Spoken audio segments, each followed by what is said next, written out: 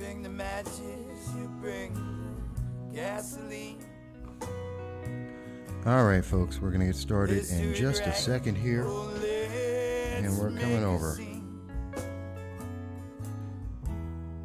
There's no survivors, no survivors on this road we're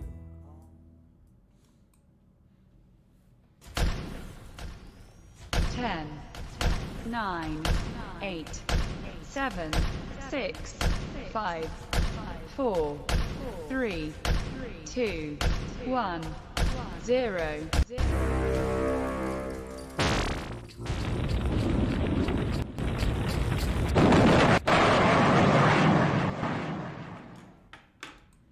Hello, everybody, and thank you for joining me. That's right, this is Michael Voss, the Dragon of the Southern Tier, and you are listening to the No Soundbites Allowed podcast on the Facebook Live Simulcast. And I believe this is the 37th, or it's either the 36th or 37th time we've done this. I always enjoy it every time that we do, and hopefully you're going to enjoy it as well. I know that a lot of people may not be able to reach, I may not be able to reach as many people this time because of some censorship issues, and I'm going to get into that because Facebook is actively going out there, out of its way to censor me, and obviously it's been doing it to many others, and I want to discuss that a little bit. But first, let me also mention that the music you heard, just as the filler, just as the in-between, I had to take my coffee off the flame, otherwise it would have burned down the house. But the music you were hearing was from Adam Ate the Apple. It's a local band in the Southern Tier, Binghamton region, Broome County region. And I thank them for giving us the music. And if you have a band locally and you're interested, actually anywhere in the nation, and you'd like it to be used as we do for commercials and intros, please let us know. We'll be happy to play it for you and let people hear what you have to do, what kind of music you have. So that being said, I also want to get out of the way it's not breaking news, it's important news, that we will be attending the American Conservative Union, the Conservative Political Action Committee, otherwise known as CPAC, 2019. And that is going to be a great event. We're looking forward to it, and I think it's going to come off fantastic. Now, what a lot of people may not realize is that when we go down to CPAC, I'm going down to CPAC, I'm going to be there for the entire event, the 27th to the 2nd of March. We're going to be broadcasting live nationally from CPAC.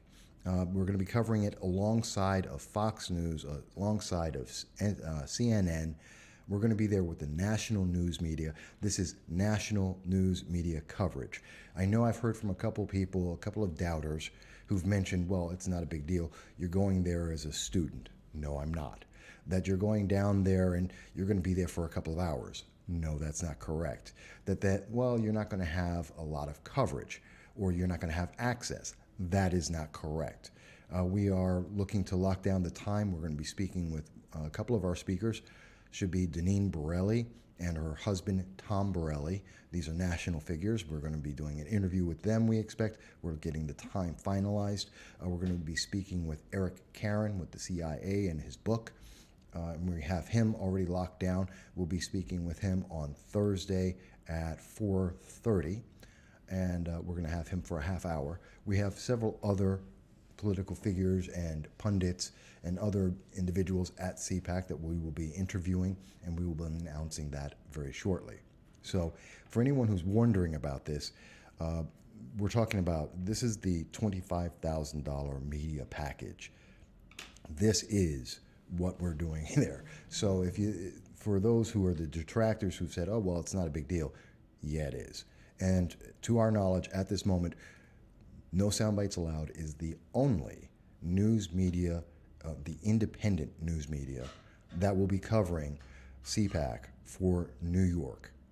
So, if you don't think it's a big deal, that's fine, but I do, and so do most of the media. So we'll talk about that later. But I just wanted to get that out the way and just let you know that we'll be there. You'll be able to see the coverage. Please do let us know what you think of it. But let's get into what is really going on. Let's start off with Jussie Smollett. I mean, really, can we? This is insane. Jussie Smollett has got to be one of the most outrageous situations we have seen in quite some time, and I'm disgusted is one of the words that I would use. Now this whole thing, and I think everyone knows about the case by now. It started back in January 29th. News reports came out with him in Chicago, and they were saying, hey, he's done everything wrong. Fine.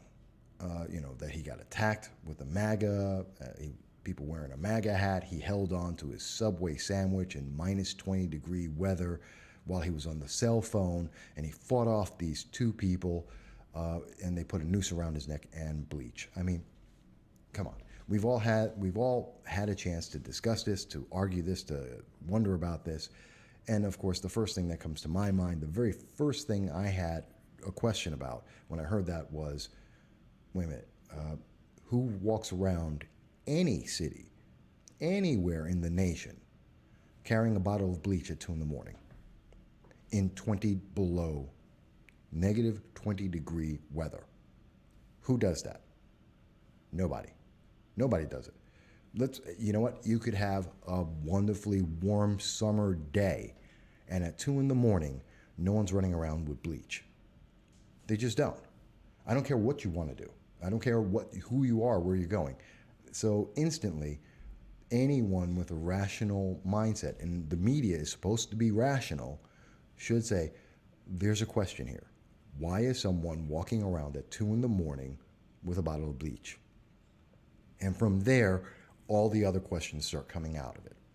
Now, as we know, at this moment, it is alleged that Jussie Smollett has orchestrated this entire event himself.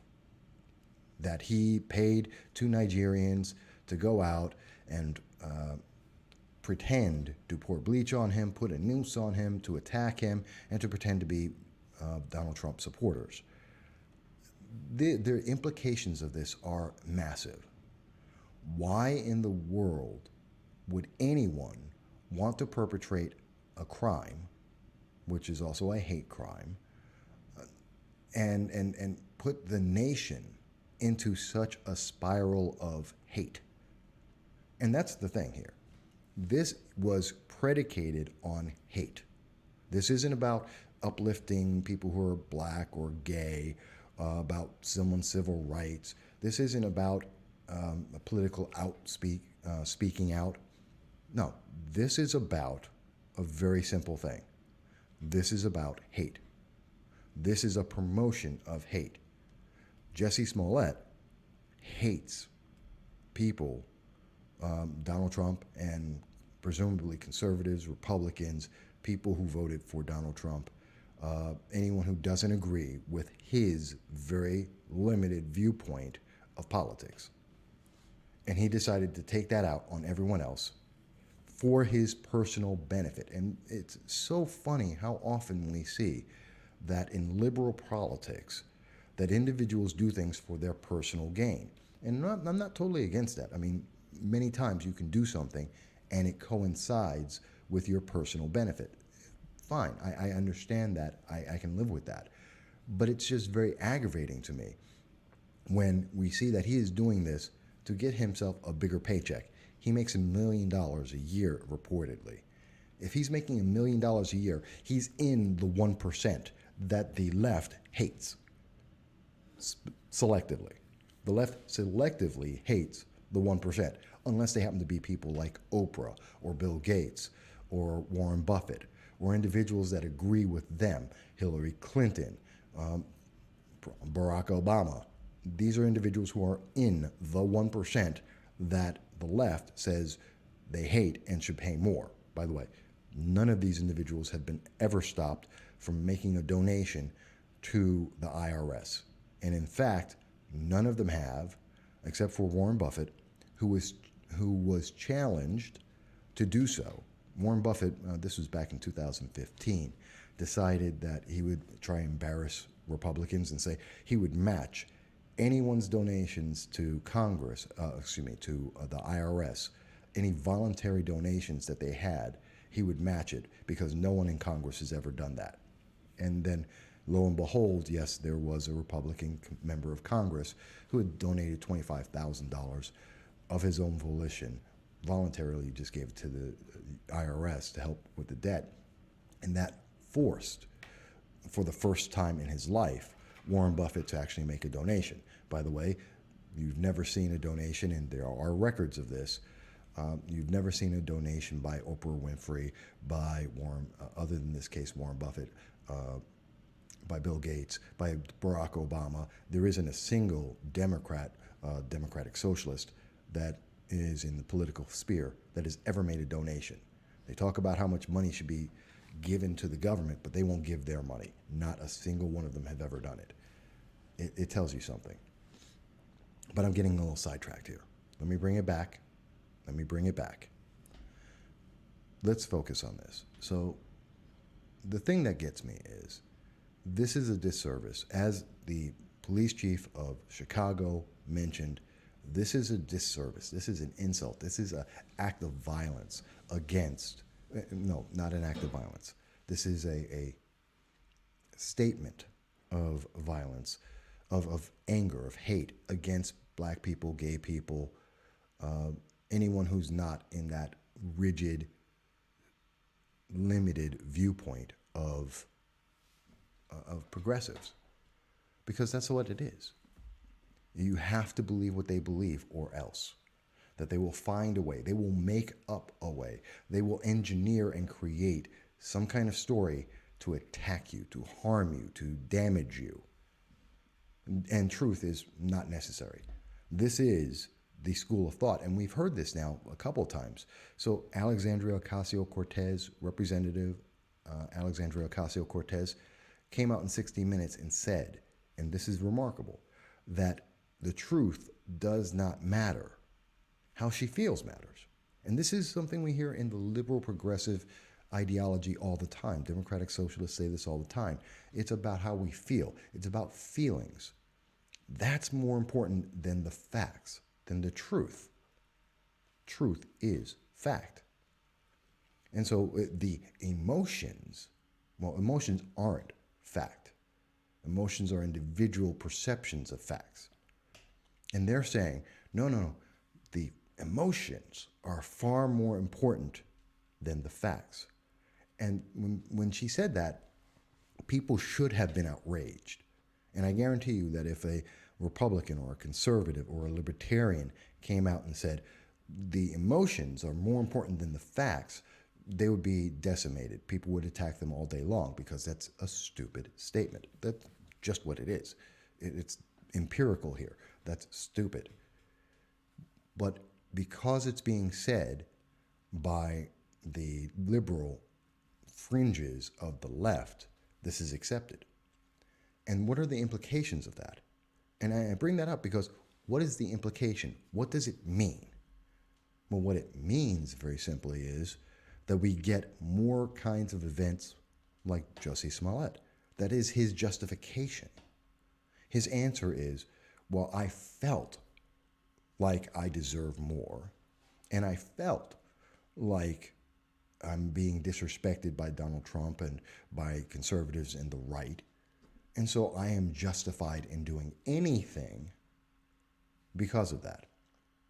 That's the message that is going out to college campuses, high schools, to the youth, and to low information voters. That they are justified in doing anything, and even criminal things, because, well, they feel like it should be true. Because they feel like they're justified. That is one of the most troubling aspects of this and the most troubling impacts of this. And if we don't address that, it will only get worse. We will only see worse problems because of this. I mean, whether or not, and think about it. Don Lemon, as an example, he is with CNN. Supposedly he's a journalist, and he's talking about his feelings, how he feels like Jussie was justified. He and I always get his last name wrong. D.L. Hughley, there's been several prominent individuals that have come out and said, hey, no, it's okay. Even though it didn't happen to him, it happened to someone somewhere that no one knows about. So it must be justified. Or because of this, because Donald Trump is the president, because Republicans and conservatives exist, well, then it must be true. So we're going to say it anyway.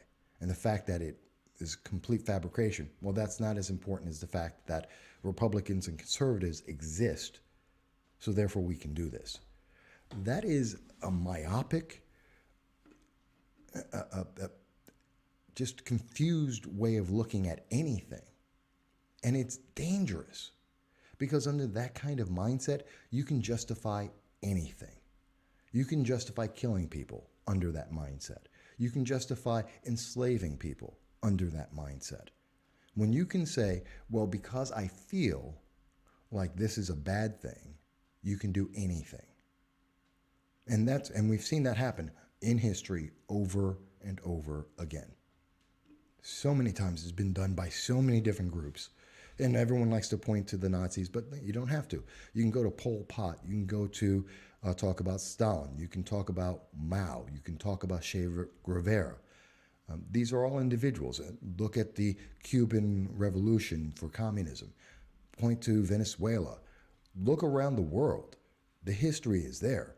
These individuals all justify their actions of violence and subjugation by the mere fact that they say, well, we feel like we're right and we have a better idea. And because of that mere feeling and that mere idea, they're willing to decimate tens of millions of people. And that's a scary path to walk down. And America has never walked down that path. We've had our issues, but we've never walked down that path. And yet we seem to be setting up the dominoes to go to that path. And that terrifies me.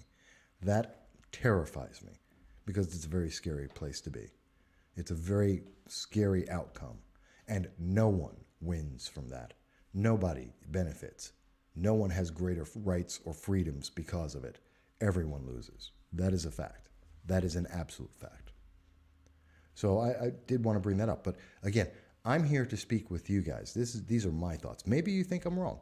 And I really, really hope that there is some progressive, some liberal citizen action plot, political leaders of tomorrow, Antifa, one of those fringe far left individuals out there that are listening to this right now. And I would love to hear them explain to me why I'm wrong. Please tell me how I'm not understanding this correctly and how this is not dangerous to America, how this is going to somehow benefit freedom, because I don't see it. I do not see it, I do not understand it, and I do not agree with it. But I would love to hear their point of view. But that's why we have this exchange, so we can talk about it. And this isn't about attacking anyone. I'm not attacking them. I want to understand. I truly want to understand how someone can say that what Jussie Smollett has done, a hate crime hoax greater than Tawana Brawley in the 80s, a hoax that has shaken the trust of the American public in our news media, in our political leaders, and in the concept of being free people. When that is being attacked because of his actions with this hoax, and someone saying, well, no, it's justified, please explain to me how that is justified. I'm looking forward to hearing it. I would love to have that discussion. And hopefully someone will. You can either call in or I'm on Facebook right now, Facebook Live. So type it into Facebook and I'll be happy to talk with you via that. Or you can send me a tweet at mvconsult, or you can send me an email at info@vosconsult.com. I will respond. And I look forward to it because I'm looking forward to this. But that actually brings me to the other thing I wanted to discuss today, and another important issue, because we're talking about ideas. We're talking about the open discussion of everything. And here's my problem. Right now, I'm under censorship. I am being actively and permissively, persistently censored by Facebook. A lot of people may not be aware of this. And so I want to be clear. I was this week on Wednesday, I had an interview with a guest. Her name was Melanie Collette. And Melanie, and I believe, yep, there's her picture. Melanie has a program. She does a talk show, which is called Money Talk with Melanie. It's very successful. And for those who don't know, Melanie Collette, she's a professor at Rowan University. She teaches and addresses economics and finance. She has a program, again, her show, which is Money Talk with Melanie, where she talks about people being able to address their finances and how to improve their personal financial wealth and well-being, amongst other subjects that she goes into. Obviously, as you saw from the picture, she's black, and she's a Republican. And so we had a conversation. It was a great interview, one of many interviews I've done with politicians of Democrats, libertarians, conservatives, Republicans. I do interviews with a lot of people, and I did one with her. And for some reason, when I started sharing that, just as I have shared my interviews with Assemblywoman Donna Lopardo, just as I have shared my interviews with Broome County Executive Jason Garnar, who are Democrats, just as I've shared interviews with Congresswoman Claudia Tenney when she was in office, who's a Republican, or the Libertarian Larry Sharpe when he was running for governor, and since. Same thing, I was sharing that information with the public so that they could hear it and make their own views known about it. And then Facebook said, well, you can't do that. And for over 36 hours now, Facebook has denied me the ability to share to any group anything on my personal page, on the Voss Political Commentary page, any page that I am a member of. I cannot share random posts by individuals. I cannot share that to any group. In fact, I don't believe I can share anything to anyone because Facebook has denied me that ability. Now, you may say to yourself, well, Mike, what did you do? I don't know. Facebook, in 36 hours, has never mentioned what is the cause of this. I am denied the ability and I've tried this on multiple computers to go through, so it's not just one computer that something's wrong with my system. No, Facebook has gone out there, they've gone out of their way to make sure that I cannot share information and won't tell me why. I've violated none of the community standards. I've done nothing other than be a black Republican speaking to a black Republican woman who is a professor and an expert, and they denied me the ability to share that and share anything with anyone. I don't understand it.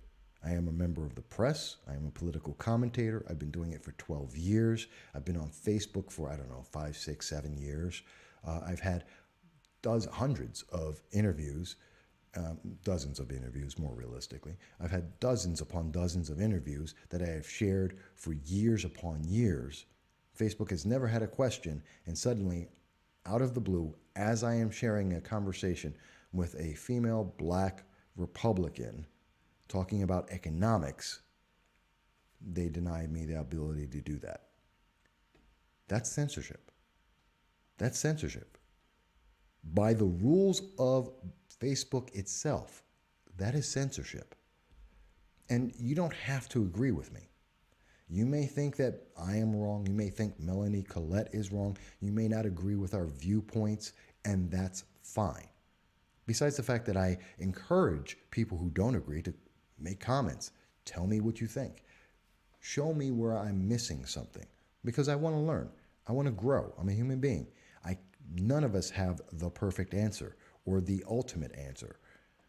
We all have mistakes. We misunderstand things. Okay, I get that. And that's why I love this format, to be able to speak with you, to get your thoughts, to hear what you think, to tell me where I'm wrong, maybe something I missed, or to tell me that I'm right and why there may be other reasons why what I'm speaking about is correct. Let's share that. Let's have that open, honest discussion. That's what the First Amendment is for, to be able to have that open, honest discussion, even if it means that we disagree. But that's how we learn. That's how we improve. That's how we get better as a society, as individuals, in every aspect. But what Facebook is doing is, by its own measures, it's discriminating against blacks and people by political affiliation, and in the case of Melanie, by her gender. These are all things that you would think the far left would be in favor of, that Facebook, which leans significantly to the left, would be in favor of, and instead they are censoring us. Now, something that I noticed what I've done to try and, again, continue to let people know about the things that I do, which has damaged me by Facebook not allowing me to share this. It has had an impact on my business. It has had an impact against me. So Facebook is actively hurting a black-owned business. That's an important thing. And they are actively hurting a black viewpoint, which you would think is something that the left would be jumping on top of and saying you can't do that. But that being said, I've gone and, I've tried to directly make a post on dozens of different sites that I would normally, or rather different Facebook pages that I would normally just share something with. And I've tried to post it there so that people can have that information. And the thing is, because it's all linked to the same source, and it's being done by me on my personal page, which is what I don't usually like to do because this is the business, but I try and send it out there. And what Facebook is doing is saying, well, you shared this. No, I have not. I made an individual post. Facebook will show it as if it is a personal that I'm sharing, and it shows it as me doing this personally. I never do that. I don't personally share the podcast. When I'm doing Voss political commentary and I'm doing political commentary, I share it from the political commentary. My personal views are my personal views. They're not necessarily the same. And so it's showing it as if it is being shared. It is not being shared. And this is how Facebook will deceive the public to make people think, well, that's being shared. You're still sharing something. No, it's not. It's the way that Facebook will show it in its system, because it's going from the same person and from the same source. And we'll say, if you've done it more than once, it'll say you've shared it, but that's not a share. That's not an option that I am allowed to do. And in fact, at this moment, I don't even know if anyone is able to see this Facebook Live post. I would like to believe that they can. I have absolutely no guarantee, because Facebook is actively suppressing my voice. Facebook is actively censoring me. They are actively denying a First Amendment right. And that's scary, because if they can deny my voice, and they've denied many, many people far, far bigger and more influential and more powerful than I am. I'm just a small fish in a small town, in a small area of New York, doing my very best, hoping to one day be more nationally known. Fine. But what they're doing is they're suppressing the voices, and they suppress the voices of individuals. And they hide it, and they don't respond to it. So you have nothing to point to. I can't really show people, here is what Facebook said that I did. Here's what I did. You draw the conclusion. See, that would actually be fair. That would actually give justification. And you would understand a philosophy in Facebook to be able to say, okay, well, they really hate conservatives and Republicans. And if someone happens to be a person of color, in particular black and Hispanic like I am, and they are against those people, well, they're discriminatory. And you could easily be able to define that, because Facebook has given a reason, and you can judge that reason of being good or bad, accurate or not, fair or not. But when Facebook does not do that, then all there is censorship. All there is suppression. And it's been something they've been doing for years. I've watched my numbers in Facebook go down, even though my audience has grown larger. My access and my ability to access people have gotten larger. And the subjects have remained the same. And the quality, I like to believe, has remained the same over 12 years. And yet Facebook has limited the number of people I can reach and suppressed my voice. And at this moment, I don't even know if they're allowing this Facebook Live to go through. Often the Facebook Live will go through and it'll have interruptions. You'll see that suddenly, out of nowhere, people will be dropped off individually. Even though I'm broadcasting straight ahead and there is no interruption on my side, Facebook suddenly has problems. And the thing about that is, I have never heard, and I've asked, and I've put out posts asking about this, I've asked people about this, I have never heard of a liberal or a Democrat that has had the same problem. I've spoken to libertarians who've had this problem. I've spoken to conservatives who've had this problem. I've talked to lots of Republicans who've had this problem. Senator Ted Cruz, just last year, was having hearings in the Senate with Facebook, with Twitter, with Google, talking about this and asking, where are the other people? Why is it only Republicans and conservatives that are being suppressed in this way? I'm not diamond in silk, but yet I'm sharing their problems. And no one seems to be concerned, overly concerned. I know some people are. But until we all bring this out, and every time that Facebook does this, we should let people know. And by the way, I also had, and it may be because this is retaliation, and I will say it's retaliation because I'm going to try and bring this up on another screen for you. So bear with me as I try and find that. There was an article, actually a post I had put out, a short, brief little thing, where I identified that, in fact, we have seen that Facebook is spying on people. They actively are spying on you and me. And they know they do that because they access our cell phones to be able to do that. And when they do that, it's obviously a violation of our privacy.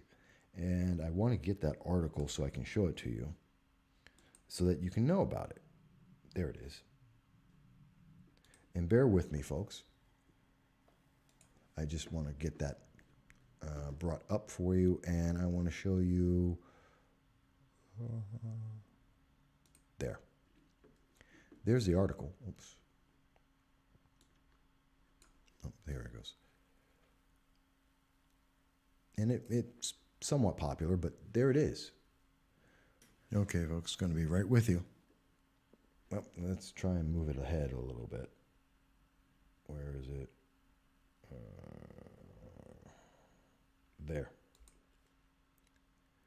Just want you to hear accessing my camera on my phone.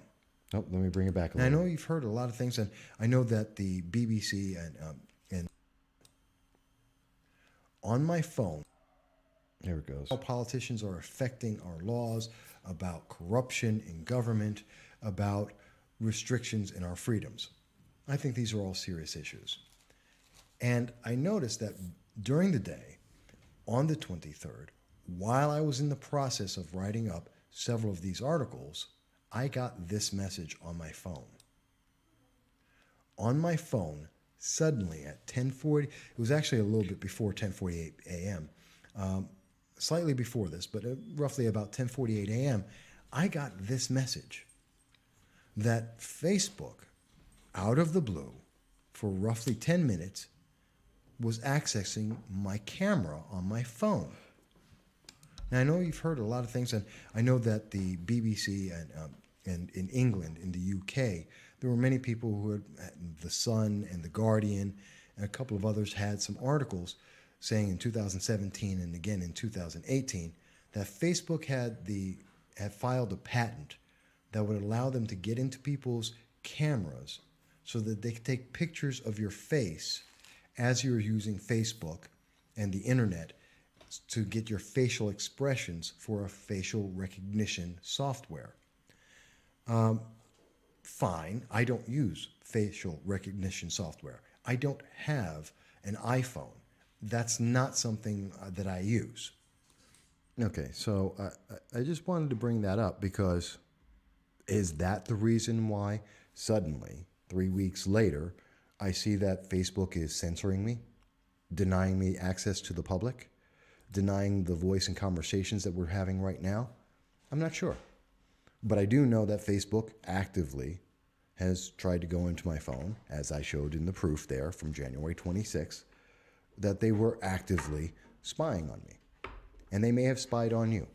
If you have a webcam, if you have a cell phone that's connected to Facebook, if you haven't checked your permissions, which are actually very hard to find, it's buried in the phone. It's buried in your permissions for Facebook.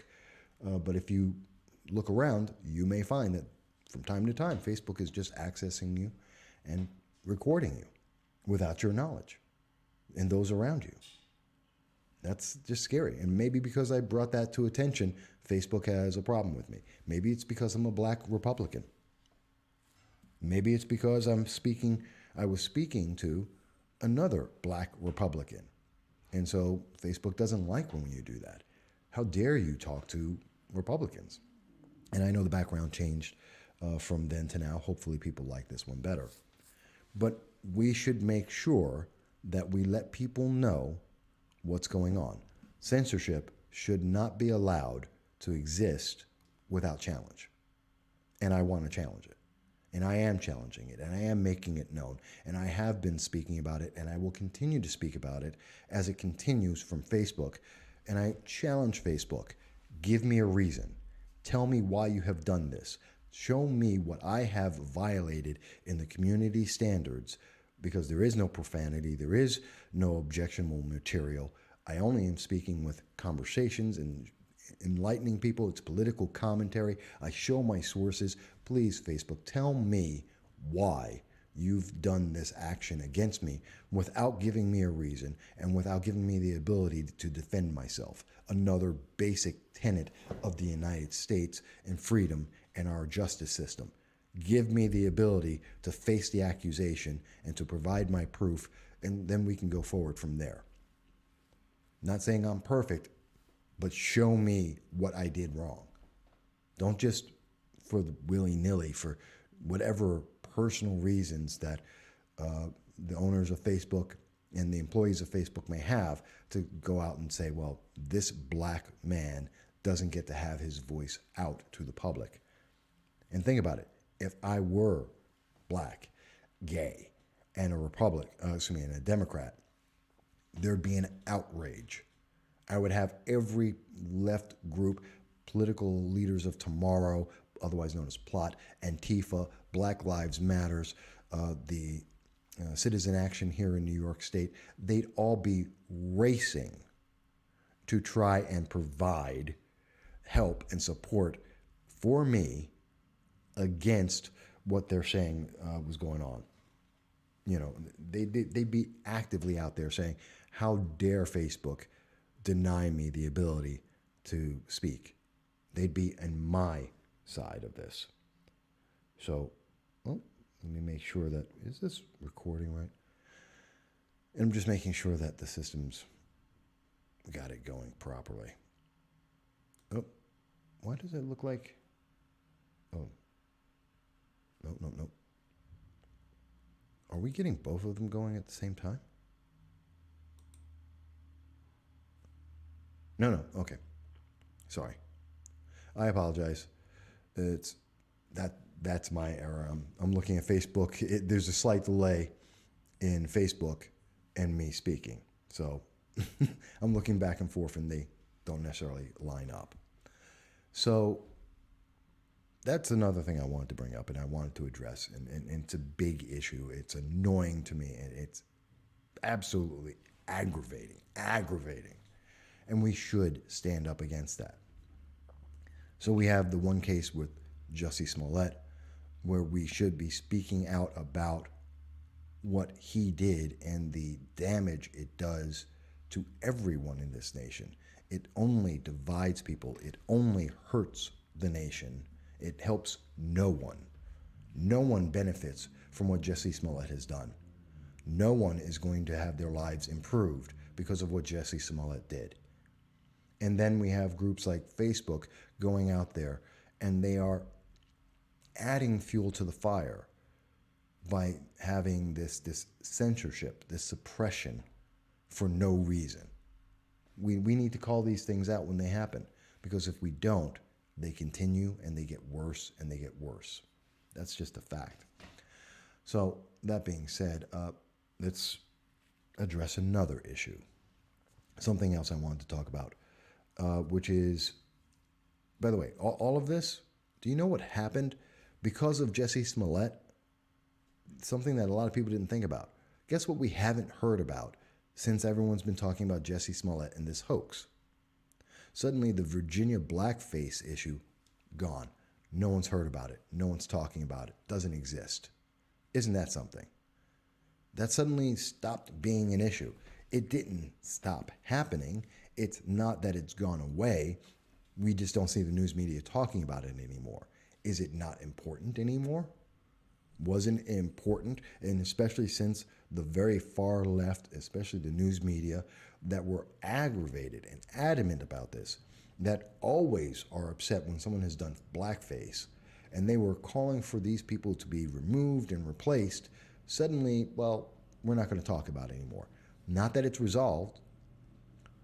We haven't seen a resolution to this. It's still ongoing in Virginia, but now we're talking about another story. Let's just talk about something else. That's how they suppress our voice. That's how they get to, well, to implant ideas and seeds of ideas in our mind. This isn't important because, there's so much else to talk about.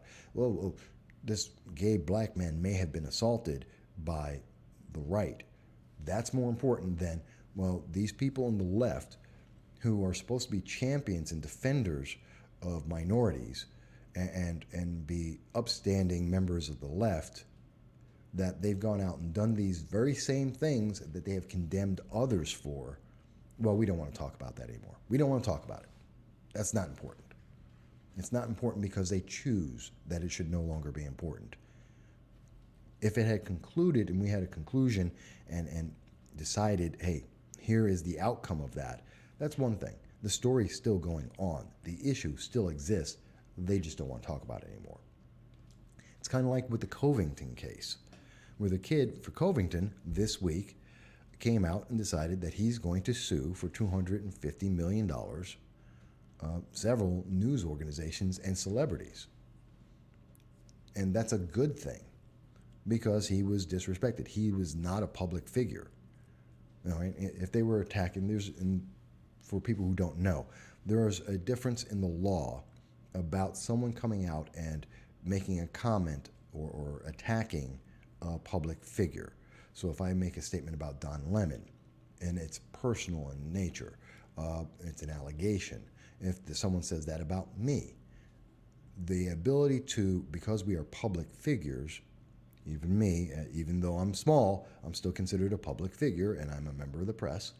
So my response is I can't sue for slander or libel in the same way that the kid from Covington can. He's a private citizen. He's not a public figure. He has more rights, believe it or not, than Don Lemon, than me, than Jussie Smollett, or anyone else, and that's a public figure.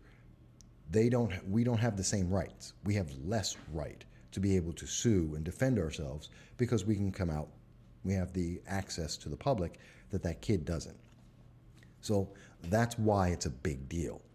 You don't get to remember a few years ago, 3-4 years ago, when I believe it was Howard Stern had come out. No, it wasn't Howard Stern. It was one of the other morning talk show hosts, and they attacked the Rutgers women's basketball team and attacked the women there. And that was a major issue. Matter of fact, it wasn't. It was Don Imus, I believe. Yeah, it was Don Imus when he made that attack against the Rutgers women's team, who happened to be predominantly, if I remember correctly, predominantly black. This is about 4 or 5 years ago. And he got kicked off of his radio station. He got fired. And that was right, because he was on a public format and attacking private individuals. That's wrong. He can have whatever opinion he wants, but you can't just attack private individuals. That's why this Covington kid case is so important. It's $250 million to remind people that you can't attack individuals just because you don't like them, especially from the media. The media can't run around and just say, you're an evil, bad person. They can't do that. That's wrong. I may want to talk about an organization that I disagree with, and I can give you the facts that I have on hand about that, but I can't just go to a private individual and go, that person's bad. And I don't. And I disagree with anyone who does do that. That's not right. The media doesn't have that power, and they should never have that power. And the reminder is going to be the Covington case, where this kid is going to sue because he was misrepresented, he was maligned, and he was slandered, and he was libeled. And the media needs to be held accountable to that. Just as I should if I were to do that. They should be held accountable. Whether they're leaning on the left or the right, it doesn't matter. This is not a power that the press has. The media needs to be put in check. That's a very important thing. We need to put them in check for that. Will we? I don't know. 9 out of 10, all the organizations that are involved in the media will, and all of the entertainers, are going to turn around and they'll settle out of court, put it into a gag order, and no one will be able to talk about it again. That's probably what's going to happen. Oh, there it goes. There it goes. There it goes. Oh, I'm waiting for it. Oh, there it goes. See, that's it. All right. Facebook. I love it. Facebook. I'm talking about the Covington case. I'm talking about the fact that the Covington kid is justified and right, I believe, to sue the media and outlets like social media for attacking him unjustifiably and violating his rights as a private citizen. And suddenly, what does Facebook do? It cuts my connection for no reason. I don't know how many podcasts I do. I don't know how many times I've done this. And interesting how when I'm having this conversation, we see Facebook cut me. Right after I was just talking about the censorship and suppression that Facebook does. On a connection, I'm at full bars. I'm at 100%. I have no problem in my system whatsoever. I am broadcasting clear and strong. And suddenly, out of the blue, we see that Facebook suddenly cuts me. That says a lot. That's kind of telling about what Facebook censorship is like, where there is no technological reason for it, but suddenly, out of the blue, there's an interruption. There's a technological issue on Facebook's side, not mine, that suddenly interrupts this conversation, trying to take away the audience and the ability of people to see what's going on. That says a lot. All right. But that's what Facebook's doing. And I hope the Covington kid gets more attention, as he should, on his lawsuit to teach the media that they can't get away with just doing anything just because they feel like they're right. Because that's not what the media is about. It's not about, I feel like I'm right. It's about, well, here are the facts. We can all draw conclusions from facts. That's what I do. That's what political commentary is. Here are the facts. Here's what I believe. And we can make whatever conclusion we want. You may disagree with my conclusion, and that's perfectly fine. Tell me you disagree. Tell me how your argument is better than mine, what facts I may have missed, or what facts that I need to know about to better educate myself, to better understand the situation. That's what political commentary is there for. To say, hey, here are the facts and here are the consequences of those facts. Here is the conclusion I draw from those facts. If you disagree, please let me know. That's what political commentary is supposed to be about. And this is how we improve our society, improve our government system. But that's not what we're getting. We're getting them picking and choosing winners, picking and choosing feelings, picking and choosing ideas. And that's dangerous. And that's why we get Jussie Smollett. Because we have media, as well as politicians, picking and choosing the feelings of what they think is right and that they want us to be allowed to have. You are only allowed to believe what they want you to believe. And that is dangerous. Every single time. Always dangerous. So, but I was about to switch subjects before I got into that. All of this being obviously, it's all connected. It's all interrelated. The things that are being suppressed, the stories that are being dropped that the media doesn't want to talk about, like the VA blackface scandal, which has never been resolved. They just stopped talking about it. And what about in the Covington case that they're suppressing because they don't want to talk about it? And now Jussie Smollett, and well, there's another case that I want to talk about. And this one is growing news, and I recently did an article about that as well, a podcast about it. But let's talk about this one. Oops. Newsflash. Newsflash. That's right, folks. It's a news flash because I don't think most people have heard about this, but you probably will very shortly. And that is talking about Hoda Muthana. Okay? And I believe I'm pronouncing her name correctly. It's Hoda Muthana. And you're going to say to yourself, who's she? Well, what's that about? And for people who are hearing this and not seeing the image, I have a picture of Hoda Muthana up here. It's showing her when she was a high school student and she's in front of a computer. It shows her in what may be a passport picture, which was later burned by her. And it shows her Australian husband holding an AK-47. Now, what does that all mean? What is that all about? Hoda Muthana is a member of ISIS. She has sworn allegiance to ISIS and to killing Americans and destroying the American system. This doesn't matter whether you're a Republican, a conservative, a libertarian, a Democrat, if you're part of the far left, if you're in Black Lives Matters or Political Leaders of Tomorrow or Citizen Action. It doesn't matter what organization you're in. It doesn't matter what you believe.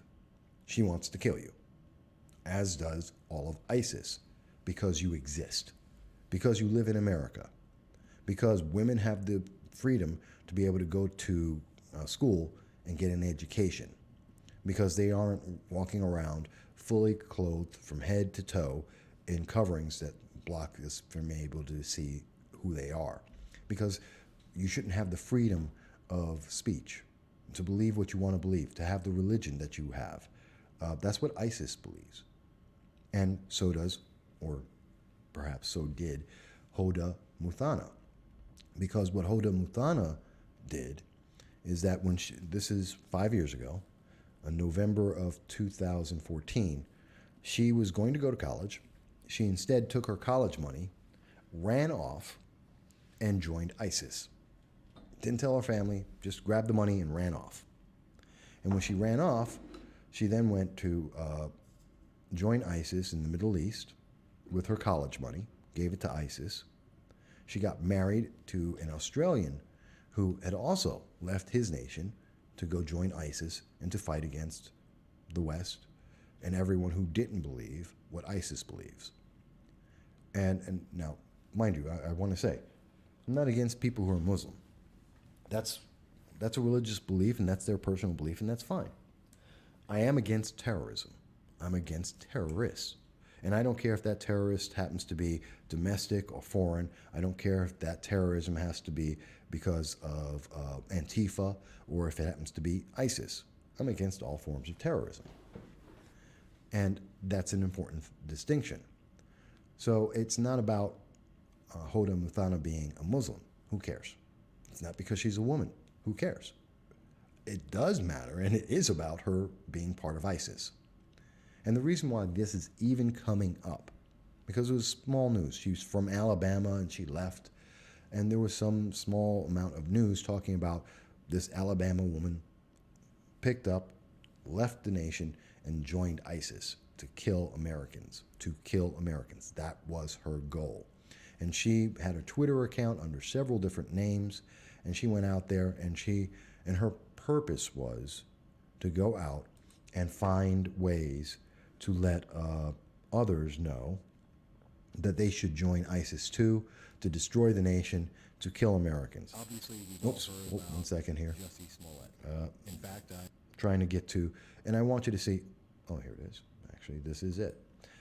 Bear with me. I'm just bringing this up so you can see it a little bit, and you'll see what I'm talking about here on this case. I recently did a podcast on it, and this is the podcast itself on Hoda Muthana and some of my thoughts about it. Let's see. President Trump.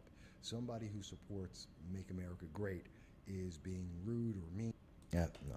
Well, it doesn't matter. You can go to Facebook and you can listen to the whole thing. It's actually pretty short, about 25 minutes thereabouts. And you can check it out for yourself and you'll be able to see the whole interview, or rather podcast. What is important about Hoda Muthana is that she tried to convince people through Twitter, through Facebook, through other social media to join ISIS and to kill Americans. She now got caught. As ISIS is being destroyed and defeated in the Middle East and around the world, and their influence and power is being diminished and hopefully will be gone very soon from the face of the earth, for the benefit of women and men and Muslims and Americans and everyone else. What we see is she got caught, and she was in Kurdish Iraq, and she's been put into a prisoner camp, a women's prison camp for ISIS members. And because she got caught, and she has a kid, because she got caught, she is now saying, "Oh, please, America, let me come home. Let me come home. I'm an American citizen again."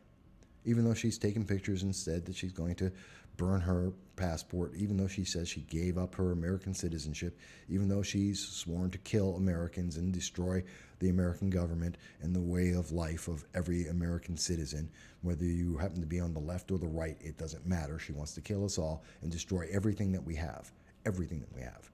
Starbucks, iPhone, whatever you have, she wants to get rid of it.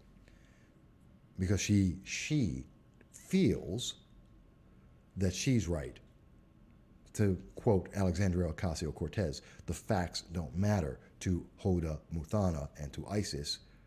What they feel is more important. And that's where that mindset of Alexandria Ocasio-Cortez, that's where it ultimately leads. It leads to an ISIS-like situation where you no longer have rights. It is a direct correlation. When facts don't matter and feelings are important, or the only thing that's important, then you get groups like these terrorists in ISIS that are willing to go out there and try and kill you. That is a fact. Okay? So, that being said, she's trying to get back home now. Now that she's been caught, now that she's been put in prison for her crimes that she admits are crimes, and that they are treason and they're terroristic, for her crimes, she still wants to come back to America. So, here's the question that I have to ask everyone out there. And tell me what you think. I want to hear what you believe. You tell me what you think about this. And I know Facebook may be suppressing this, so I may not be able to see what you think about this, but I want to hear your voice. I want to hear what you have to say about this. I want to hear what you think about. Should we allow a terrorist, a known, admitted terrorist who has actively sought to destroy the United States and kill American citizens amongst other people throughout the world, should we allow her to come back to America? That's a strong question. It's an important question. Now, let me give you another detail about this. I said that she was in Alabama and she went over to join ISIS. There's a question about whether or not Hoda Muthana is an American citizen. It's not clear.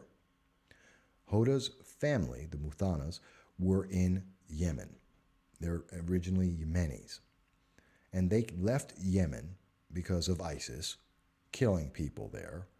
And he was a diplomat for Yemen, and he was stationed in the United States, her father and her family. And they came over to the United States, and they were in New Jersey. And at some point, just about the timeline's not clear, her father gave up his Yemeni citizenship and started the process to become an American citizen. At about the same time, Hoda was born. Now, why is this important? What does it matter? Here's something about immigration and naturalization that a lot of people are not aware of. Being born in the United States gives you United States citizenship, except if you are a diplomat. If you're a diplomat, then your children belong to the nationality of your home country.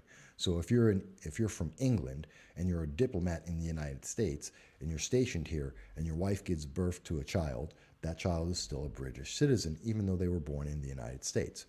This is true for everyone in the world. So if you're an American citizen and you go over to, I don't know, France, and you have a child that's born in Paris, but your parents are Americans, that is an American child. It's not a French child. You're not a French citizen. So because we don't know whether Hoda's parents were citizens or whether they were diplomats at the time, it's unclear whether she's a citizen or not. But what is known is that she grew up in the United States, in New Jersey, and then later in Alabama. And then she went over to ISIS. So if she's an American citizen, and here's the big question, if she is an American citizen, then she has a right to come back to America. No one can stop her. She can come right back to America, and of course, at that moment, she can be arrested for treason, thrown in jail, and either be killed or serve a life prison sentence, as is worthy of anyone who is a terrorist, a proven, known, self-admitted terrorist. That's what they deserve, and that's what should happen to her if she's an American citizen. But if she is not an American citizen, then we have absolutely no obligation and no reason to take her and bring her into America. None. No reason whatsoever. Now, you're going to say to me, but Mike, this doesn't make sense. Why would she want to come to America? Especially if she knows she's going to be charged with treason and she's going to go to jail for life and or be killed. That doesn't make sense. Why would anyone do that? Well, here's the reason. You see, Muthana Hoda is absolutely sure that because she is a mother, and it's already being played up in various, do a search on her name, Hoda Muthana, and you will see articles that are already coming out there. Brookings Institute and others have already come out and said, no, she's an American citizen. She's a mom. She's a mom with a child. We have to take her back to America. We have to show her pity. We have to feel for her. That feelings trump law, and that we must be compassionate. We must take her back. And the articles are coming out with that meaning, that mindset, that thought, that we have to have compassion for her. We need to bring her back to America. It's the only right thing. That feelings are involved. And she's not a stupid woman. She joined ISIS. She knew what she was doing. And she's been there fighting and killing Americans and others around the world because she knew what she was doing. Now, she says, ISIS, I didn't know, I was brainwashed. No, you weren't. You made up a decision. You know what? You actively picked up of your own volition, left the United States, burned your passport, joined ISIS, actively recruited, actively were involved in terrorist activities. These are all your actions. ISIS didn't come here, kidnap her, and bring her over to the Middle East. She did that on her own. ISIS didn't make her ask her family for money and use that money to give it to ISIS. She did that. These are her actions.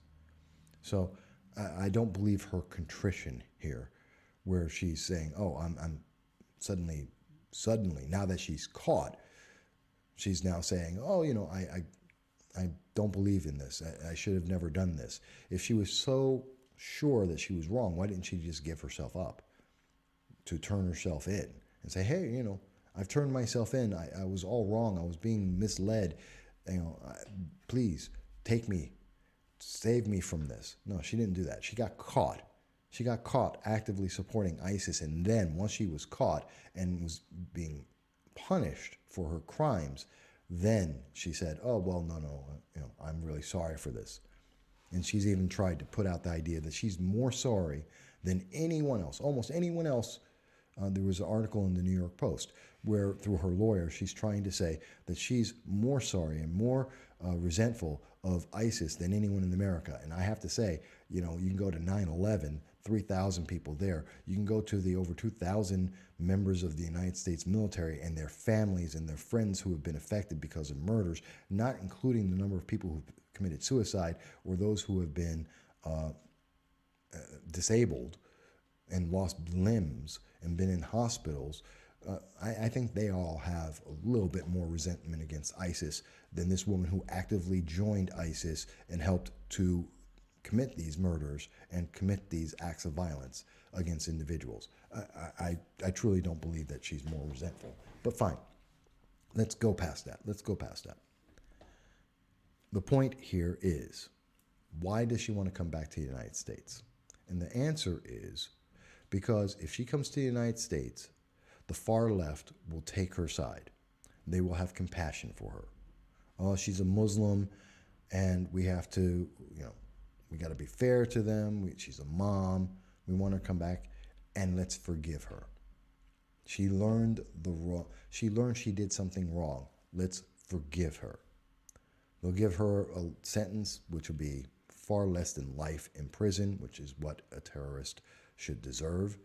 And they'll try and get her out in 5-10 years because she's a mom, and we have to be compassionate, and she's a woman, and we have to believe women no matter what, and she's a Muslim, so we have to believe her no matter what. And the fact that she is now repented, we have to believe it 100%, and it's absolutely true, and forgive everything she's ever done and all the people that she's killed and helped kill. Let's forget about all that and, give her a light sentence and let her be free. This is her get out of jail card. That's what it is. If we're going to sum it up, and I know I'm gregarious and I know I go the long way around in explaining these things, but I want you to understand what's actually involved here. The answer is, why does Hoda Muthana want to come back to America? And the answer is because it's her get out of jail free card. This is her way to be able to get freedom where she would not get it with the Kurds in Iraq, who actually have seen her kill and help kill so many people. Because of that, they put her in a prison camp. They're going to keep her in that prison camp. She's going to be treated like every other member of ISIS, and she's going to be punished for her crimes. She doesn't want that. She wants the ability to one day not be under this penalty and to have the benefit of the quality of life of the United States, even in our prison systems. Our prisons are even better than most people's lives throughout the world. Being a prisoner in the United States is actually better than living in many countries in the world. And she knows this. So she wants to come back because she might get her freedom and she definitely will have a better quality of life. And that's what she's looking for. That's the motivation, I believe. And I'm guessing here. This is based on the facts, this is the conclusion I come to on this. Now, President Trump, of course, has said, no, you can't come back to the United States. You're not a United States citizen. Mike Pompeo has come out and said, under the directive of the president, no, you don't get to come back to America. You're not an American citizen. Rot in hell in the prison that you're in. And I agree with that. I 100% believe in that. I think that is the right decision. The question is, though, if she's an American citizen, you can't do that. And my answer is, well, let's find out if she's an American citizen. We don't bring her back just because she says so. We need to have proof. If it can be proven that she's an American citizen, absolutely. Bring her back to America, give her a prison sentence, give her a trial. But she's already admitted she's a criminal, she's a terrorist, and that she's done treason, and she's already admitted that. The Post, New York Post, has already got that article. Brookings Institute already acknowledges that in their comments. It's not a question. We already know that she's guilty of treason, so have the trial, put her through, and give her life in prison, as any terrorist deserves. But until we know for sure that she's a citizen, leave her in the prison camp that she chose to be part of. She chose to be part of ISIS. Her decisions have consequences. All decisions have consequences. She went out to actively kill people because she felt like that was the right thing to do. Fantastic. And the right fact is that when you kill people, you get to go to prison, if not the death penalty. And really, the death penalty, while I think is absolutely appropriate for a member of ISIS that has gone out and actively killed people and recruited in treason, while I think it's perfect, and I would love to see her come to America, get the death penalty, and dead, because I believe the crime is commensurate with that. The fact is, in America, she's not going to get the death penalty, and she knows it. And she knows it, which is her, again, this is her get out of jail free card. She could be tried and killed as a terrorist who has killed innocent people, children, mothers, for no reason other than her personal feelings. And she can get killed for that because that's a crime equal of the death penalty in many nations. And so she may die, but if she comes to America, she won't. And she knows it. The left will not allow her to die. They will not allow her to have a death penalty. The left doesn't even believe in the death penalty.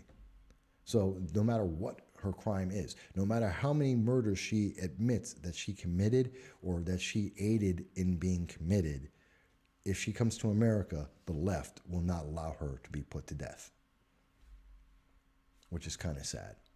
And because Donald Trump is saying, hey, we don't know who you are, we don't know that you're an American citizen, so you don't get to come back home, the left will jump on the bandwagon and say, nope, you can't do that. We have to, because Donald Trump said so, we have to do it. I know some people would say to me, well, Mike, the left isn't that crazy. They're not going to just say that we have to take care of this woman or that it's all okay just because Donald Trump said the opposite because there's a question. Really? Then you're not paying attention to the news. Did you know that this week President Trump came out and has directed that he wants to go to the UN and decriminalize, through the UN, to decriminalize persecution of anyone who is gay. If you're homosexual in any nation in the world, that should not be a crime, and you should be protected. And the President of the United States, Donald Trump, is trying to push this forward. And do you know, because Donald Trump said that, Out magazine has come out and said, well, they're against the idea. A gay LGBTQ organization has come out and said that they are fighting and they are upset about an act to end criminalizing being gay in the world. Donald Trump wants to decriminalize being gay in the world, and gay organizations are against him. Is that not insane? Because it's Donald Trump. Because it's Donald Trump, they're against something that will help them and every other gay person in the world. And you mean to tell me, and some people would have argued and will argue, that the reason to bring Hoda Muthana, a member of ISIS, who has tried to actively kill Americans and destroy the American government, regardless of whether you're on the left, right, or anywhere else, she wants to kill us all. And because of the fact that Donald Trump is saying, well, no, you're a criminal and you should stay where you are, they want her to be back in the United States.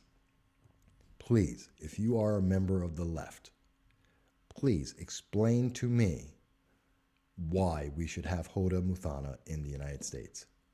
This story is just getting big, and I expect it's going to be a lot bigger as we're going to hear more and more organizations from the left trying to plead for this mother from Alabama, which is not accurate, that they're going to come out and plead her case and say, well, no, this is the only right thing to do, and it's only because Donald Trump and Republicans are evil. And they're not going to mention the fact that she's a member of ISIS, that she's a known terrorist, that she actively has killed and helped to kill individuals, mothers, women, children, everyone. And they're going to throw that all out the window. And they're going to try and convince you that you should feel bad for this woman and that you should feel like Republicans and Donald Trump are evil for standing by the law as it stands. I don't know. That's what I'm afraid of, and that's what I'm upset about, and I don't agree with, and I think it's wrong. I think she should rot in hell in whatever prison camp she's in, unless she is an American citizen. And I do make that, I want to be clear. If she is an American citizen, I stand by her right to be able to come back to America. So she can come back to America, be tried and put into a prison for the rest of her life only because of the fact that I am sure the left would not allow the death penalty for her. Because if the death penalty was on the table, as it should be, for a terrorist who's actively committed treason and helped to kill individuals throughout the world, I would like to see her dead. Yes, I do. And I have no problem with saying that. We're talking, and again, this is about the criminal, not the religion, not the gender, not the sexual identity. I don't care about those things. I don't care about her color. These are not important things. And if anyone mentions to you and says, well, it's about her religion, if it mentions to you it's about her gender, if they mention it's about her sexual identity or her color, they are lying to you. They are distracting you. They are trying to convince you of something based on feelings that has nothing to do with fact. I am talking about the facts of the case that have been confirmed on multiple major news sources, and that she has said, according to those major news sources and her own attorney have said, these are the facts. So if someone tells you that it's about her being a woman, if they tell you it's about being a Muslim, if they say that it's about her ethnicity, that she's from Yemen, if they mention it's about anything else than the fact that she was she actively volunteered to be a member of ISIS and actively recruited for people to become members of ISIS, either joining overseas or to commit acts of terrorism in the United States. And when I say that, I mean things like the San Bernardino shooting. Muthana was one of those people saying in the United States to the San Bernardino shooters, believe in ISIS, go out and kill Americans. And they did. That's on her. Every single person that was injured, shot, anyone who was affected by the San Bernardino shooting, who was affected by the Orlando, Florida nightclub shooting, anyone affected by any of these mass shootings which were related to ISIS because ISIS was convincing people to go out there and kill other Americans, that's on Muthana. That's what she was promoting. That is why I say she deserves the death penalty. Now, if someone on the left would like to tell me why I'm wrong, I would love to hear it. Please explain to me why I'm wrong. I don't care if she gets the death penalty overseas or here in the United States if she is a citizen. But if someone likes to explain to me why I'm wrong on this, please do. Because I know there are members in the media who are already lining up, and I've seen the articles, look it up for yourself, where they're trying to change the mindset, and they are not giving the full description. And they're not mentioning that this is the woman who has recruited individuals that led, and whether it's direct or indirect, it's her kinds of actions that helped to create the San Bernardino shooter, the Orlando, Florida shooter, and every other kind of Muslim mass shooting and mass killing in the United States. And there have been many of those. The beheading of a woman in Orlando, in Ohio, in the post office. There's been several cases. And even if there was only one, that's more than enough. Yeah, that's treason, that's terrorism, that's accomplice to murder, probably murder.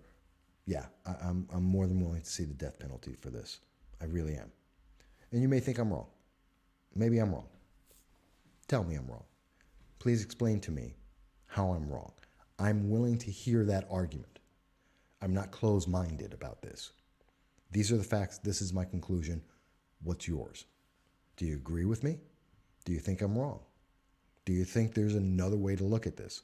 Is there more facts than I've been able to find? Please, let's find out for sure. Because this is an important issue, and it has ramifications. It has ramifications throughout America, and to all the people who are watching this and considering joining ISIS, they should know the ramifications of their actions. For understanding what it is to give up your American citizenship if you had it, and what it is to join a terrorist organization when you get caught. These things matter. That's what I believe. You may disagree, and that's okay, because we're Americans, and we have the freedom to actually have a conversation about this without someone trying to break into your house and chop off your head. That's, just putting it out there, that's what happens. So let's actually have that conversation. I'm more than happy to. But in moving forward, and we've got just a few more minutes here, let me share with you a thought I had. Wait a minute. I got a message here, and I just want to look it over. As a matter of fact, let me put my glasses on so I can see. Yeah, I'm old. I need glasses. Ha, ha, ha. Wait until you get to be 51.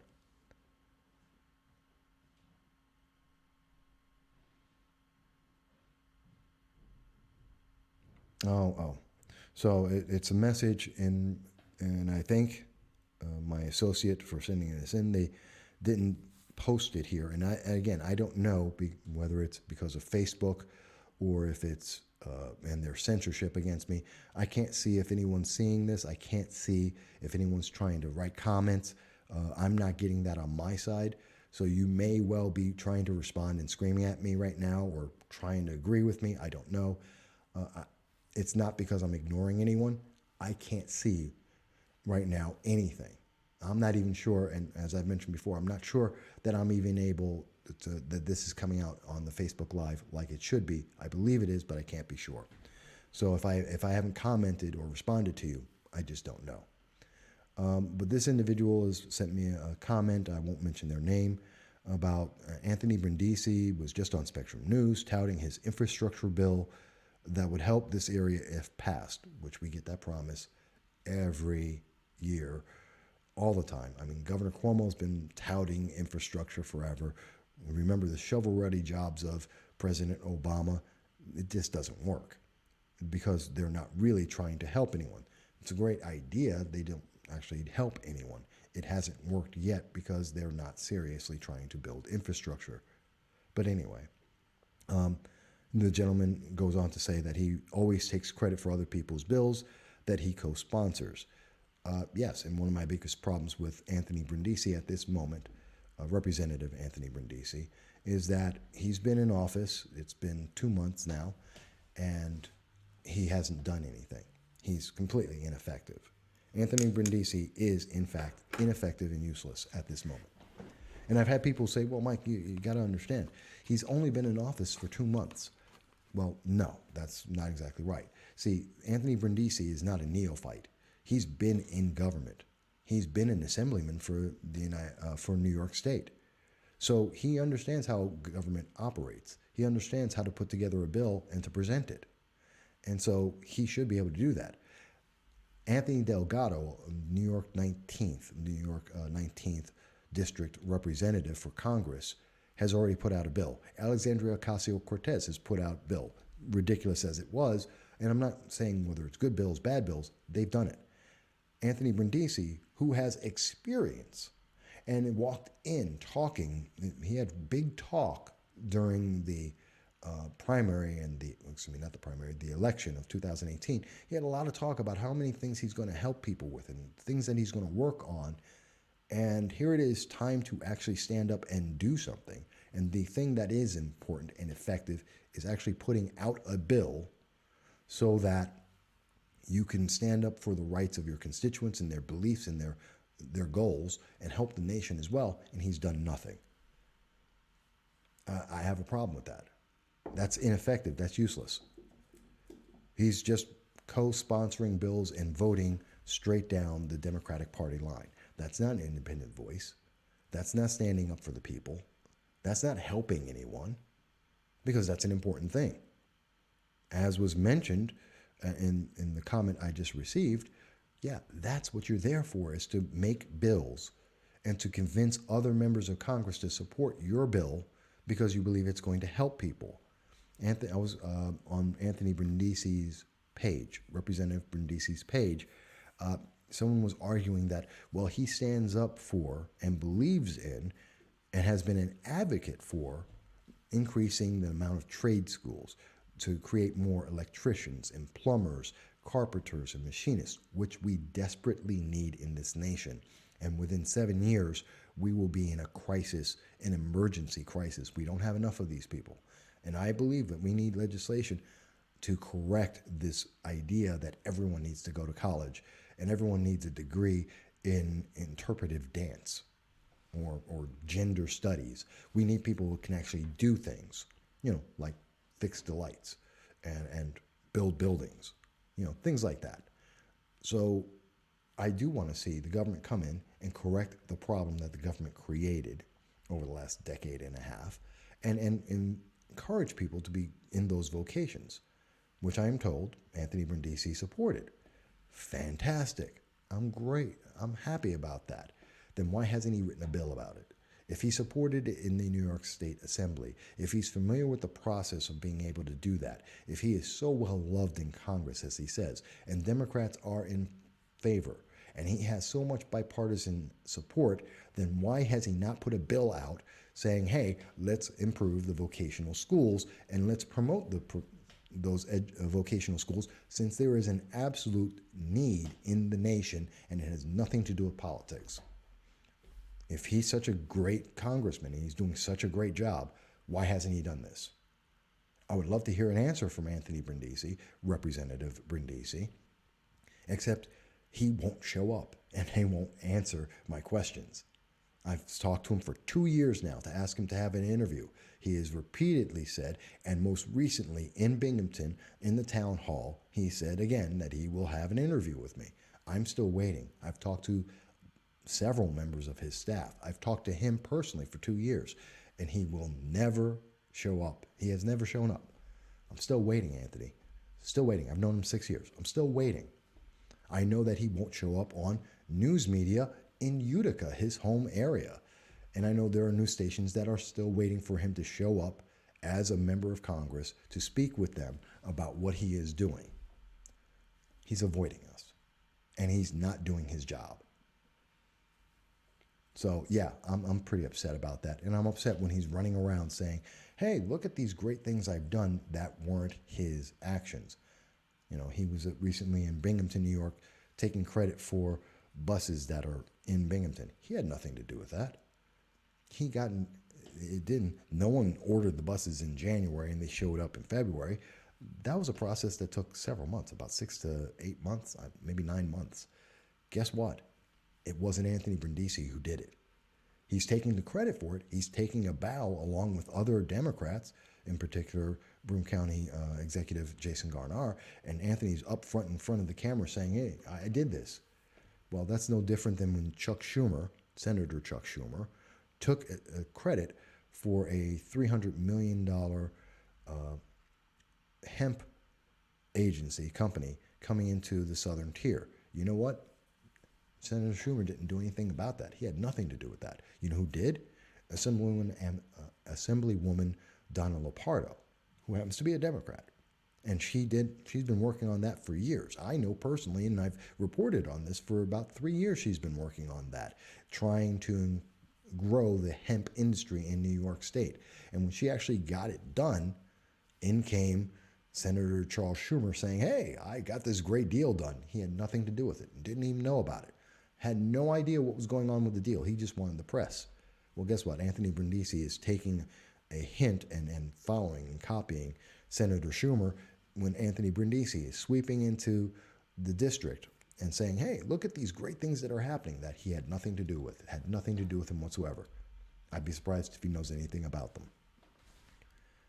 So there's that. And since we're talking about things that are of interest about politicians in the region and in the area, making it a little bit more local here. I would mention, there's been some breaking news that came out on Friday. And matter of fact, let's get that effect out there.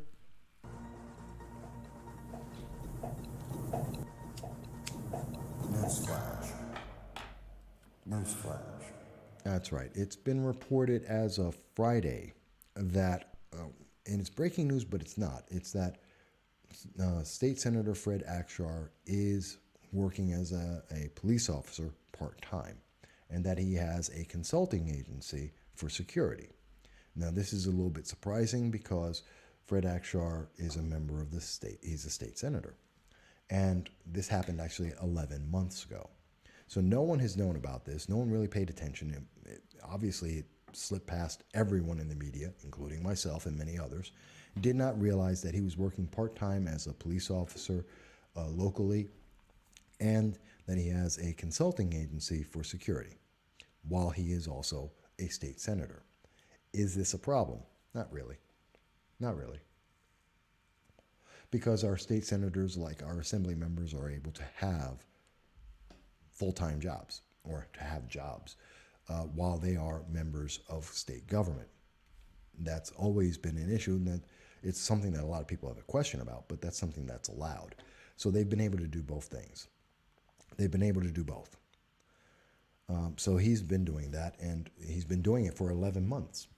And there's been no question of conflict of interest. There's been no question about what he's done, but people just didn't know.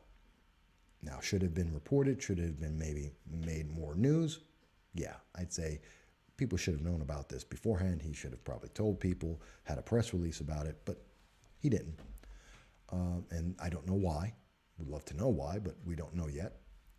And I'm expecting that next week we're going to find out that it's going to be big enough that he's going to have an interview or a press release that's going to go into more detail about it. Is it illegal? No, not at all. Is it a problem? No, I don't think so. It would be worse that he was being a lobbyist. I think the Libertarian Party agrees with me on that. I've seen some posts by the Libertarian Party in the region that would prefer him to be a police officer than a lobbyist when and if he ever gets out of government.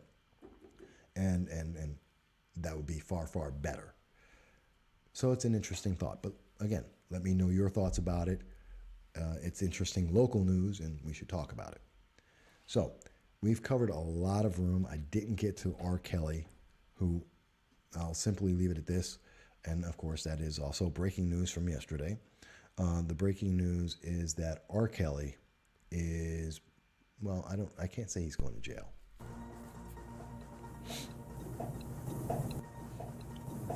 Newsflash. Newsflash.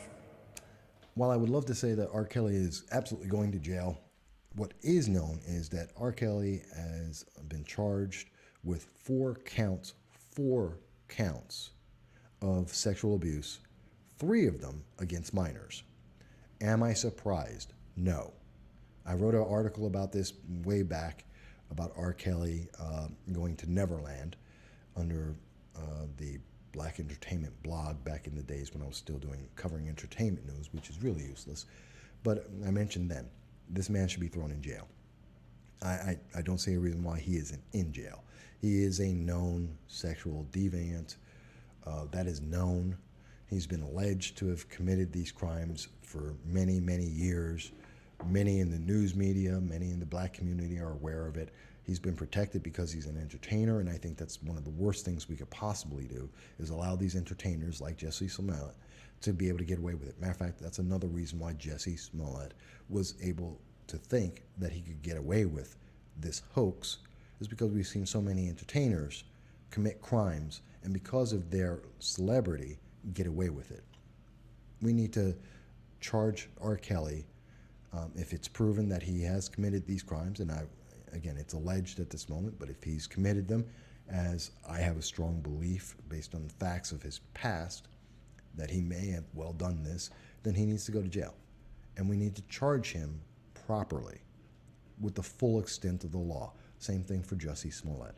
The full extent of the law And because they are public figures and because they are celebrities, they should be treated as harshly as possible and get no leniency whatsoever. Because if they don't, they only encourage others to do the same thing. But these are my thoughts. And by the way, I do see you, Renee. Renee Zeno joined us. I hope, Renee, that you've been able to see a bunch of the show. If not, please go back, see the beginning. I will post a video of this later, assuming that Facebook will allow me.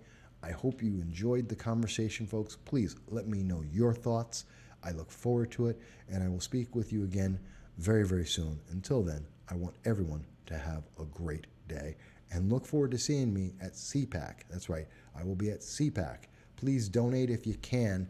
Donate if you can to the CPAC effort, because it's expensive, and I want to eat some food while I'm there. But I'm going to be there. Look for the coverage.